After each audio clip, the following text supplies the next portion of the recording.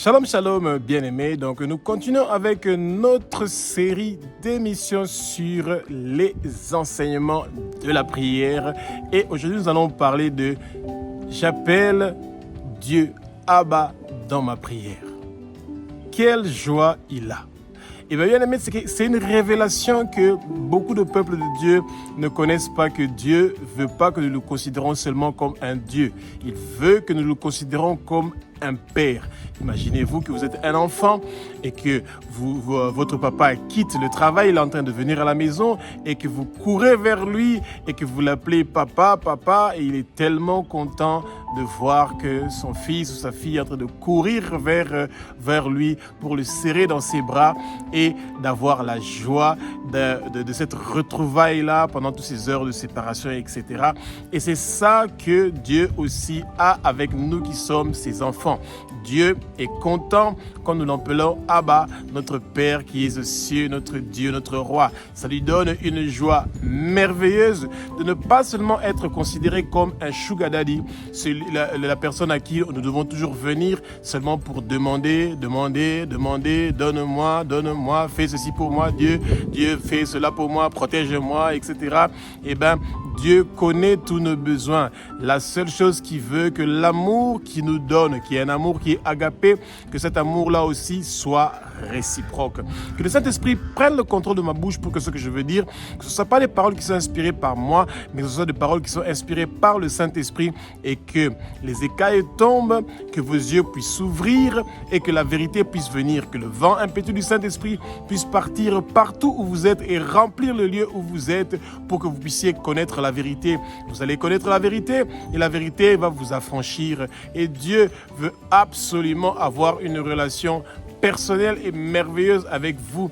Et il veut que vous connaissiez la révélation de son nom qui est Abba, notre Père, qui est aux cieux, notre Dieu, notre Roi. Avec la prière, nous invitons Dieu à venir habiter avec nous. Nous invitons que la présence de Dieu soit avec nous. Et c'est pour ça que Dieu vient vers nous, mais il ne vient pas vers nous seulement en tant que Dieu, mais il vient vers nous comme un Père. Luc, au chapitre 11, verset 2, notre prière commence avec « Notre Père qui est aux cieux ». Ça veut dire que nous avons une relation de Père et Fils. Et ça veut dire que Dieu ne nous considère pas seulement comme des êtres humains. Non, quand nous l'invitons dans notre prière et que nous l'appelons Abba, notre Père qui est aux cieux, eh bien, il se considère comme un Père pour nous et nous le considérons comme un Père pour nous et lui, il nous considère comme ses fils et ses filles et c'est une relation qui est merveilleuse. Et quand nous savons que nous avons une relation avec Dieu, que lui, il est notre Père et que nous, nous sommes des fils, c'est ça notre motivation de pouvoir prier tous les jours parce que nous savons que Dieu est avec nous, qu'il est présent, qu'il habite avec nous et qu'il veut avoir une relation avec nous et c'est merveilleux. Et quel père ne veut pas parler chaque jour avec son enfant? Et c'est pour ça que, bien aimé, quand nous sommes en train de parler avec Dieu chaque jour, que nous sommes en train de prier chaque jour, il n'y a pas une meilleure joie qui peut venir dans le cœur de Dieu parce que nous sommes ensemble avec lui et que nous voulons passer du temps avec lui, que nous leçons ce que nous devons faire à côté pour pouvoir prendre le temps d'être dans sa présence, pouvoir prendre le temps de méditer la parole et de comprendre le message qu'il veut nous donner en cette journée-là où on est en train de commencer. Préparer la journée est quelque chose de très important. La préparation de la journée, c'est de commencer la journée avec la conversation avec notre Père dans la prière, en étudiant la parole pour connaître son message qu'il a préparé en cette journée-là pour nous. Bien-aimés, c'est très important de comprendre que Dieu veut absolument que nous prions. Il veut absolument être présent dans notre vie. Nous devons l'inviter. Il est devant votre porte. Il est en train de toquer. Il veut que nous ouvrons notre porte pour qu'il vienne souper, manger avec nous, comme le dit Apocalypse, et que nous soyons dans la joie, où le Seigneur est est en train de venir, il y a la lumière. Et c'est cette lumière-là dont nous avons besoin. Cette lumière-là qui va nous éclairer et qui va nous éloigner des ténèbres parce que nous voulons la lumière. Nous ne voulons pas des ténèbres. Nous ne voulons pas des esprits obscurs. Nous ne voulons pas que nos pensées soient attaquées. Nous ne voulons pas sentir de dépression et d'amertume. Nous voulons être dans la joie, dans la paix et dans l'amour. Jean 1,12 dans la parole nous dit que quand nous recevons Jésus-Christ de Nazareth comme Seigneur, Sauveur et Maître dans notre vie, bien-aimés, c'est la meilleure décision que vous avez pu prendre dans votre vie. Pourquoi? Parce qu'il nous donne le droit. Parce que nous avons accepté Jésus comme Seigneur, Sauveur et Maître de notre vie. Ça nous donne le droit d'être enfants de Dieu. Et si nous sommes enfants de Dieu, ça veut dire que Dieu est notre Père et que nous sommes ses fils et ses filles et nous devenons une famille. Et c'est merveilleux. L'unité qu'il y a entre Dieu, Jésus et le Saint-Esprit, cette unité-là descend sur nous directement. Et c'est tellement merveilleux, bien-aimé, que Jésus est dans Dieu.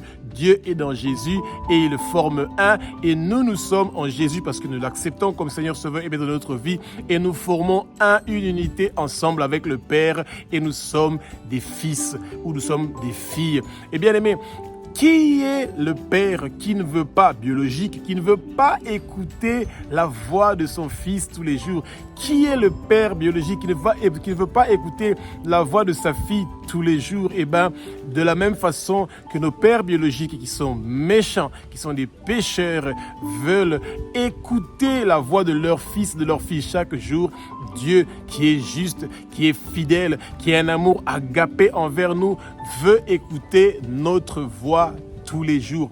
Et il connaît notre voix et nous aussi, nous connaissons sa voix. Dieu est notre berger et il n'est pas seulement un père, il est aussi notre berger. Et comme il est notre berger, la porte de sa bergerie est ouverte pour nous. Et nous pouvons entrer dans cette bergerie-là à n'importe quel moment nous avons accès. Nous n'avons pas besoin de passer par la fenêtre pour entrer dans la bergerie parce qu'il nous connaît comme ses enfants, comme ses brebis. Et c'est pour ça que nous pouvons facilement passer par la porte de devant et que nous n'avons pas besoin de toquer ou de demander un droit de pouvoir le voir. Nous pouvons le voir directement parce que c'est notre Père. Vous savez, souvent j'ai vu ça dans les matchs de football. Vous voyez Cristiano Ronaldo, vous voyez Lionel Messi qui sont connus partout dans le monde entier.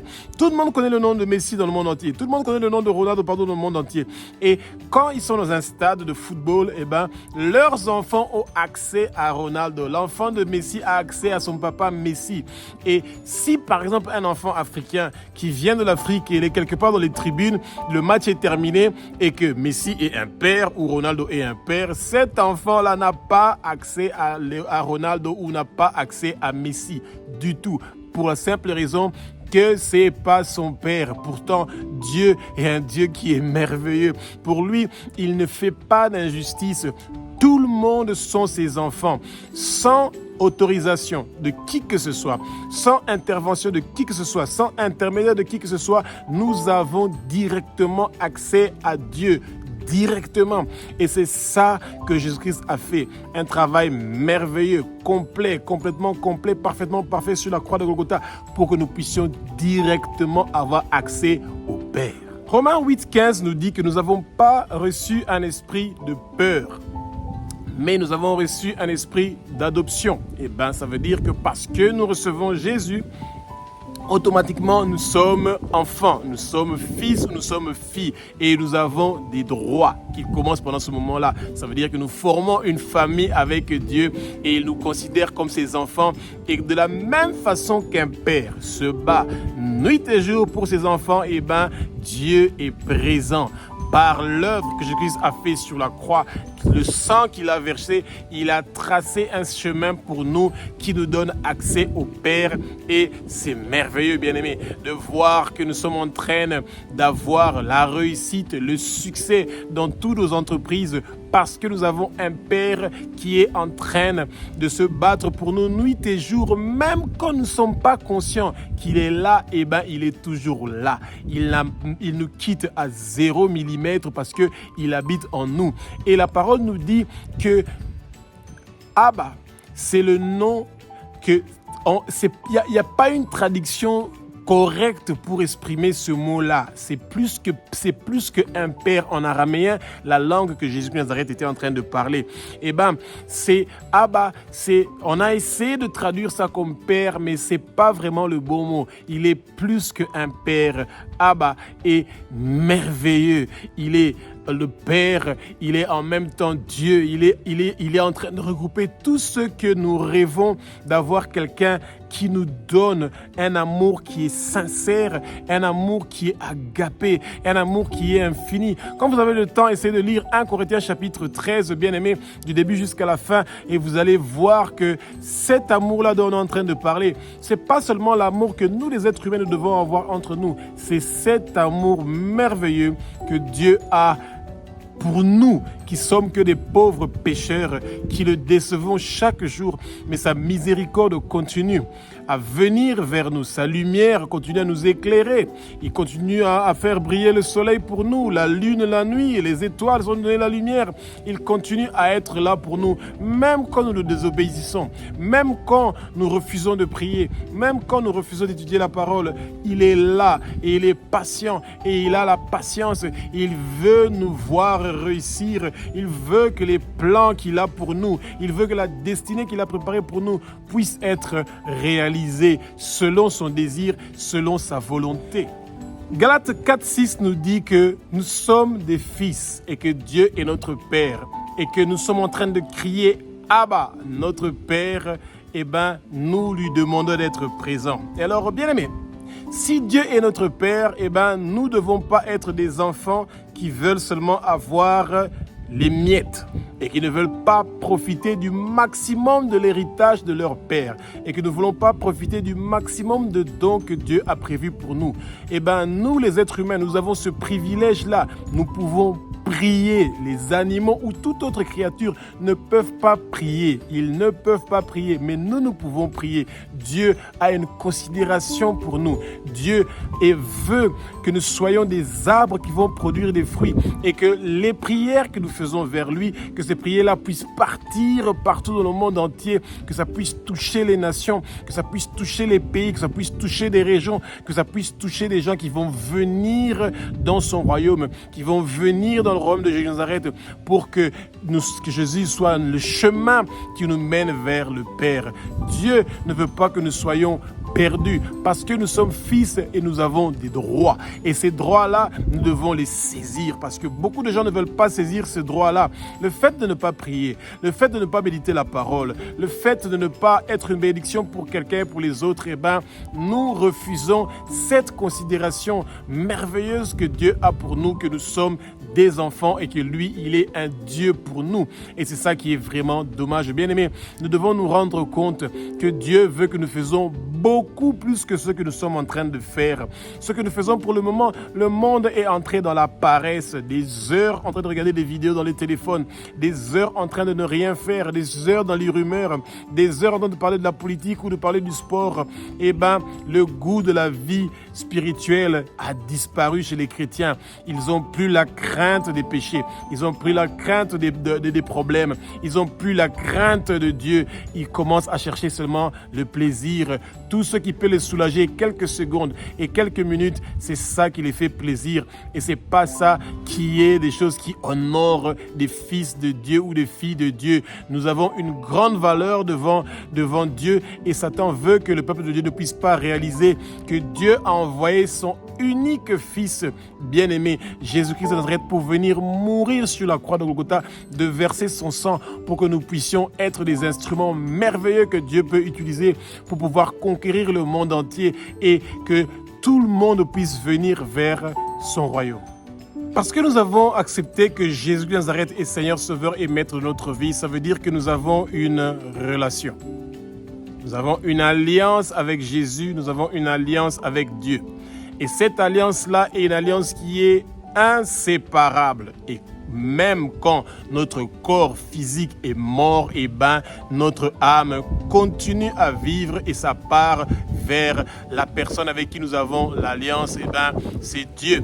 Et la clé pour pouvoir avoir accès au royaume de Dieu, c'est Jésus-Christ de Nazareth, bien-aimé.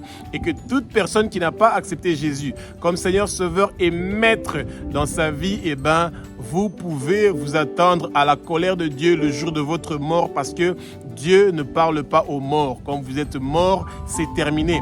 Vous ne pouvez plus chercher à devenir fils de Dieu pendant ce moment-là. Vous pouvez le devenir avant votre mort. Et c'est pour ça que appeler Dieu Abba, vous le faites avant de mourir. Vous le faites quand vous êtes vivant, quand vous êtes conscient que vous avez besoin d'un père. Et ce père-là veut de vous en tant que fils et il veut que vous le bénissez. Il veut que vous priez. Il veut que vous étudiez la parole. Il veut que vous soyez exemplaires. Il veut que quand les gens vous voient, qu'ils voient sa lumière en train de briller sur vous et que quand vous ouvrez votre voix et que vous commencez à parler, que le monde soit en train d'être secoué, que le tremblement de terre soit en train de se lever pour détruire tout le travail que nos ennemis sont en train de faire contre nous, contre les nations, et que ça puisse détruire tous les obstacles et les blocades qui veulent empêcher que le nom de Jésus soit connu partout dans le monde entier. Bien-aimés, espérons que vous avez appris quelque chose sur l'importance que Dieu trouve pour que nous puissions l'appeler Abba, notre Père qui est aux cieux. C'est une belle révélation. Et c'est quand vous appelez Dieu Abba, eh ben, son amour agapé est en train de descendre sur vous et en train de vous protéger et vous êtes immergé dans son amour et c'est tellement merveilleux. Et vous êtes immergé dans le sang précieux de son Fils qui a versé ça sur la croix de Golgotha pour que nous puissions avoir ce droit-là de prier.